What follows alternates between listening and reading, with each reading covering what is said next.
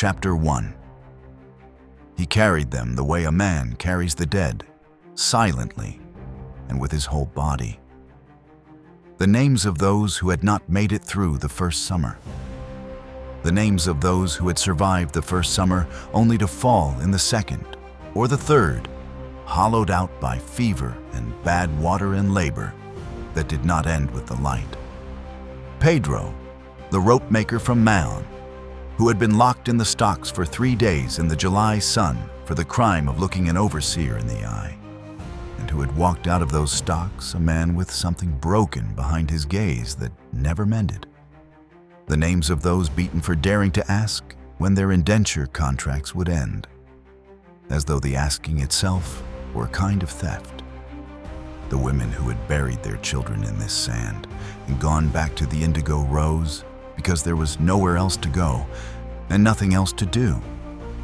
The children born here, born into the colony, into the heat and the mosquitoes and the flat, fever-ridden fields, who had never seen Minorca, who had never seen anything beyond these rows, who would die here in this place as their parents had, not for God, not for crown, but for the profit of a Scottish doctor who had promised them land. Turnbull had promised them land. Francisco Pellicer almost laughed every time he thought of it. He had built the man's house with these hands. He had planed the floorboards, fitted the window frames, joined the rafters with joinery tight enough to last a century. He knew the grain of every beam in Andrew Turnbull's plantation house the way he knew the faces of his sleeping children. He had done beautiful work in a place of ugliness. He had not let them take that from him, the knowledge that he was good at the thing he did. But he was done building for Andrew Turnbull. He carried no paper. Paper could be taken. Paper could be used against him. He carried the testimony in the only place no overseer could reach it, his memory. And memory, Francisco had learned, was a heavier thing than timber. He was going to carry it 60 miles north to the governor of East Florida, and he was going to set it down. The mosquitoes found him before first light. Francisco lay still in the palmetto scrub, listening to the colony breathe, the slow, sick breathing of a place where more than half the people who had arrived in ships 9 years before were now in the ground. He did not move. He had learned, in the way a man learns things that cost him everything, that stillness was survival. When the sky turned the pale gray of a fish's belly, he rose. He had said goodbye to Margarita without saying it was goodbye. He had kissed his children while they slept, pressing his carpenter's thumb, calloused at the tip from 1,000 measurements, against each of their cheeks, as if memorizing their faces in the dark. He had told her he was going to check the drainage ditch at the north field. She had looked at him the way she always looked at him now, with the particular exhaustion of a woman who has survived 9 years of Florida.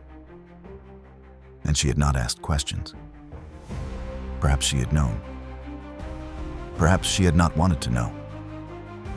He found Juan and Antonio at the edge of the sawgrass where they had agreed.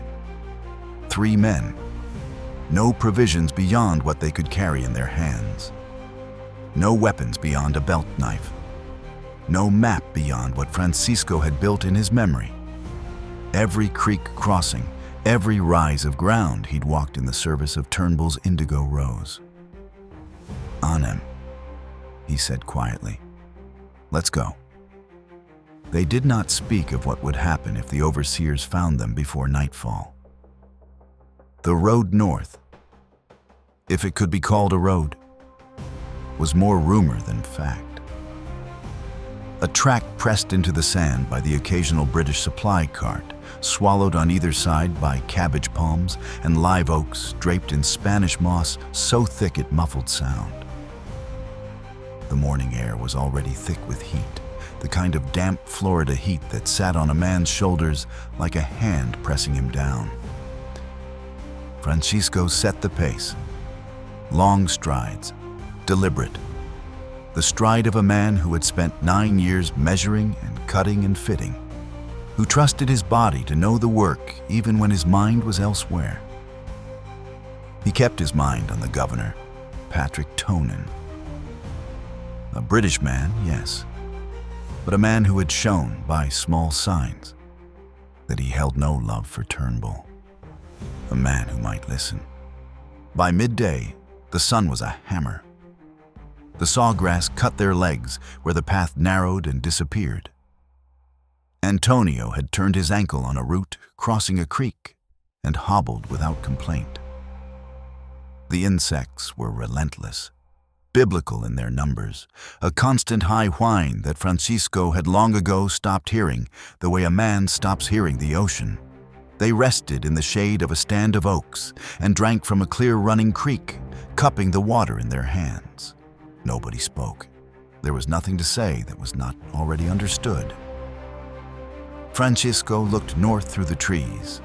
Somewhere beyond those palms, beyond the next creek and the next field of scrub and the next mile of this flat, indifferent land, was St. Augustine, the oldest city on the continent, a city of stone and bells and a governor who held the only power that could break what Turnbull had built.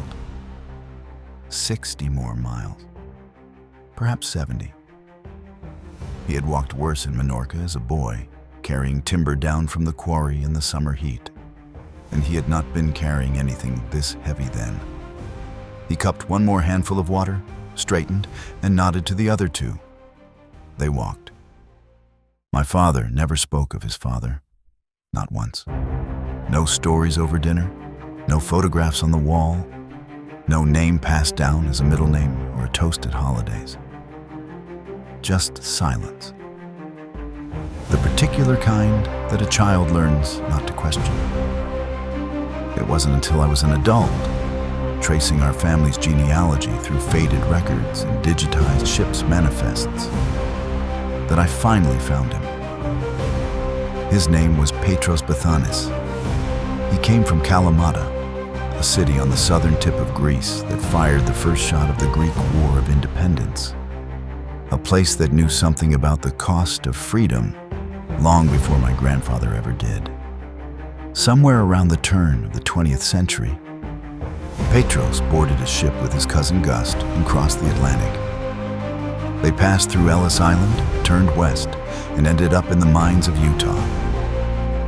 That's nearly all I know, which is exactly why I had to write this book. But history, I've learned, has a way of surviving anyway.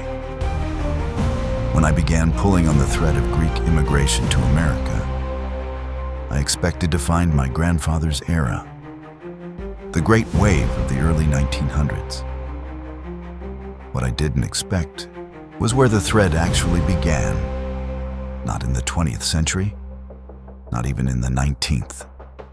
It begins in 1768, with a Scottish doctor named Andrew Turnbull, the dream of an empire in Florida, and more than 1,000 Greeks, Minorcans, and Italians who were promised land and delivered something closer to bondage. They were the first Greeks in America, and almost no one knows their story.